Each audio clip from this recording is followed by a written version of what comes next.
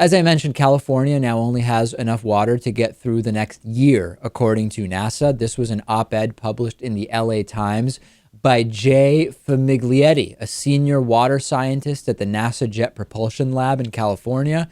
He says that California has lost around 12 million acre feet of stored water each year since 2011.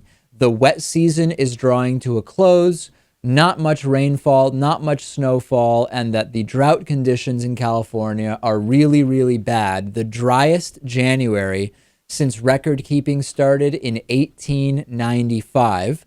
He says, quote, right now the state has only about a year of water supply left in its reservoirs, and our strategic backup supply, groundwater, is rapidly disappearing. This is just one piece of data about a broader problem that we've talked about. The author of the mega drought study said we're likely to start seeing mega droughts between 2050 and 2099, and that they could last about 10 years each or even several decades. We've also talked to you about some Texas towns teetering around 45 to 90 days of water left before they'll need to get water from other sources. We've talked about the potential for water wars, particularly in the Middle East. And for more on this, Lewis, I think one of the best resources is the interview we did with water economist David Zetland. It's on our website. It's on YouTube. Every indication continuing that we will be seeing serious water wars at some point in the not too distant future. Yeah, it's not looking good for California, Texas, that whole area. I think desalinization is going to be one of the answers here. But of course, that requires a lot of power. It could have nasty environmental effects. I mean, what do you do? Do people start leaving those areas? I don't know. I mean, do you do anything personally to curb water usage?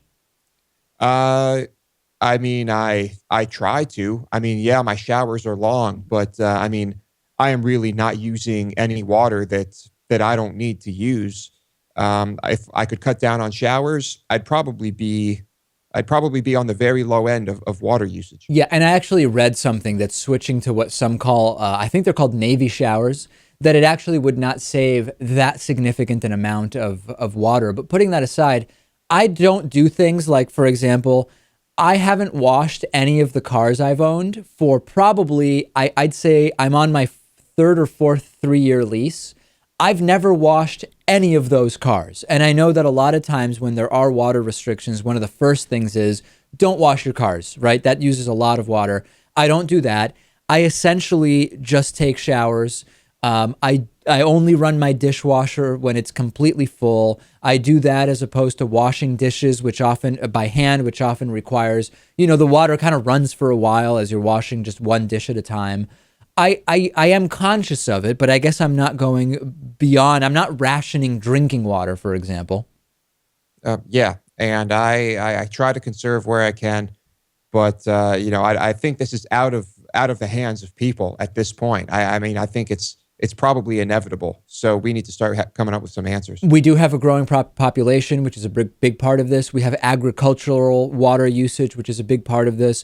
We have companies bottling public water and selling it for profit. We have issues with water around the privatization of common resources. There's so many issues here, and the situation in California is really not looking good.